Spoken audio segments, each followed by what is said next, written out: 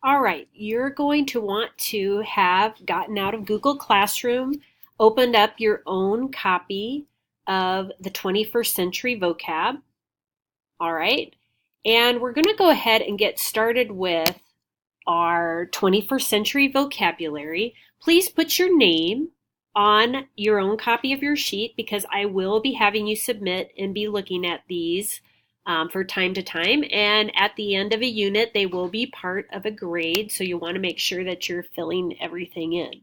Now, I've gone ahead and I've plugged in all the words that we're doing for this first unit. And like I said, there's only 3 of them, so it's not a big deal. And I've given you an example that you can use to get started, to be what I'm looking for to show that you are totally understanding what's going on. And each one of these pieces needs to be complete for each word. And here, I hope that you also take the time to add to what has already been put there. So I've already completed the definition, and this is a word for word definition. So when we get into the actual presentation, I hope that you will take the time to come up with your own definition. Like I said, you get out what you put in. So extra effort brings extra reward to your learning. These are just a few of the facts and characteristics that I thought of, but as we're going through the presentation, I hope that you come up with some more. I've used this one in a sentence, and then here I put a picture, and then I also put an example in words. Now in this block here, you will have to either add a text box if you want to add some text, or you add a picture. It did not put a text box in for you, or actually it's probably way up back in here. So I just put a text box in, and then I copied and pasted a picture in there. So with that said, I'm going to go ahead and get into the meat of what we're actually talking about today. And again, we're looking at managing interpretations. And there's a whole unit that we have that we'll be going on with. But today we're just going to get started on the vocabulary.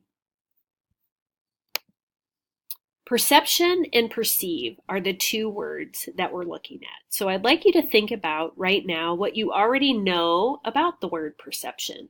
When you hear that word, where have you heard it before? What times it's been used. So think about that for a minute. I don't know how well you will be seeing this on the screen, but here is an example, and I did not put this together.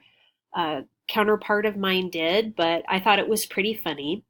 But here's an example of the way perceptions can be different out in a community. So here we have the word teacher. Up in this section, we have what my kids think I do. So kids are raising their hand, they're standing in front. You may have a different perception. Here's a jokey one that says what my bosses think I do. And we just stand around and drink coffee all day. Here's when I decided to become a teacher, here's what I wanted to do. I mean, I want to go out and solve the world's problems and be everything to everybody. What my mom thinks I do, and legitimately she does. She thinks in that very old school way. She doesn't understand how I can be a librarian and a teacher. That just doesn't make any sense to her. What I think I do, right? I think I'm imparting knowledge to the world and parting the seas in this huge thing. Here's a really funny picture. What society thinks I do. And the kids in the other class were like, well, I don't really understand that. But if you sit and listen to the talk about teacher pay and that type of thing, people always say, oh, you teachers get the whole summer off. And I'm sure all we ever do is lay around on the beach, but that's not really true. I wish that was true, but it's not true. What my students think I do. I don't know if anybody watched the Harry Potter marathons this weekend, but that Snape, he's not a very nice person. Pretty rough on the kids. Here's what I actually do. Yes, a lot of paperwork. There's a lot of other rewards with it, but there's a lot of this too. So depending on the day, I think even that perceptions can be very different. So Let's take a look at this. Again, this might be something that you've seen before too, but if we look at the first picture, which line is longer? Now you may have jumped right away and said, well, they're both the same. But if we really look at it, the way that it is presented, the top line actually looks longer. But if we were to measure them out, they are exactly the same. And this is a very telling photograph that shows how the way that information is presented to you can really change your perception of how to understand it. And this is done to you thousands of times a day, millions of times within your lifetime, between the way commercials present information to you, the way studies are reported, bar charts. You can make things look really bad just depending on how you lay it out on the paper. You can make things look really good depending on how you present it. So your perception is very important in many areas. And it's important for you to understand how your perception can be manipulated. And visually, this is one way. In the second picture, you say, I didn't slap you, I high-fived your face. You can just stand in the middle school hallway and hear statements like this. And it's a good example to say the way we intended, we want something to be interpreted one way, but it gets taken another. And this is a pretty funny example of that. So the definition that you are focusing on today for perception or perceive is the way that you notice or understand something using one or more of your senses. And the key words that I would like to point out here are your senses. We can hear, taste, see, smell, touch. All of our senses go into our perception as well as our underlying experiences, okay? And we come to understand things through our senses. And so that is very important for you to know. And you could almost interchange those words a little bit, and we're going to look at that more. But you'll want to get this down in your notes, the way you notice or understand something using one or more of your senses. Now this might be a good time, if you haven't done so already, to do a split screen, or it's perfectly good for you to take some notes on paper and then transfer it into your digital notes once you've put your thoughts together. So that might be something that you want to think about, how you proceed on taking notes. We're really just going to spend time today on this word, perception, today. So when you prepare for the next lesson in class, I would maybe make the suggestion that you take notes on paper while you're watching the video and then put that into your document. I will provide time for you to be able to do that. All right, so we're going to move on here and we're going to see how this works. My playing a video while we're doing this Screencast-O-Matic.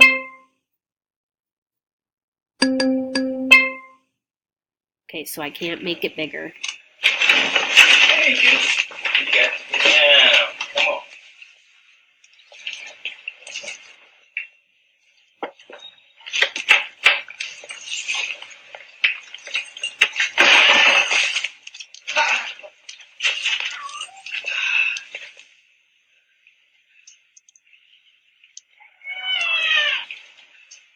AmeriQuest Mortgage. All right, I'm sorry that couldn't be made bigger, and what I will do is I will put these for you to watch again if you would like to on your own. But this is an excellent example of how perception can be impacted, just the timing of what happened here, and not having all of the information. You could jump to a very different conclusion about what was going on in the kitchen. All right.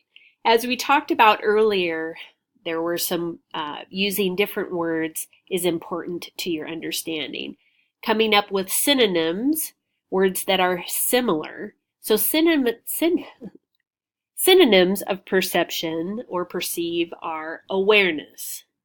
I have an awareness that there is garlic bread for lunch because I can smell it. My perception is that there's garlic bread for lunch because I can smell it. Another synonym is feeling, impression, judgment, opinion, or viewpoint. Okay, so those all mean the same thing, and they are all based on our prior experiences, our knowledge.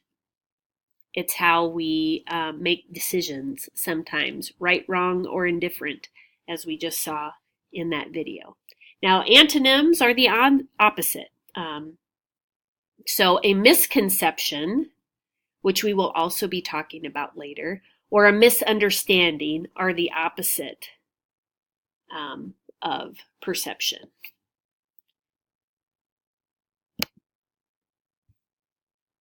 What word do you see when you look at this picture? There are actually two words, so think about this like we did with the original picture. We're seeing the word good, or we're seeing the word evil. Now, the reason whatever one pops up to us is really I'm sure there's somebody that's probably done studies on this, but it's really what we're drawn to first as far as visually. Are we drawn to the white space first, or are we drawn to the black space first? How our brain decides to put things together. But you should see two words here. You should see the word good, and you should see the word evil. If you don't see that, you might want to pause and get together with an elbow partner and see what they see and have them help you see the other part. I also like to think about perception or perceive with attitude. And for those of you that are involved in sports, it can be, your brain being in the game is just as much a part of winning as anything else. Your brain not being in the game can lead to your downfall. And it was actually brought up in class that sometimes you can have too much of an ego and have it work against you as well. And perception plays a huge part in this. If I perceive myself to be strong, then chances are I'm going to be strong. If I perceive myself to be weak, then that is what I'm going to be.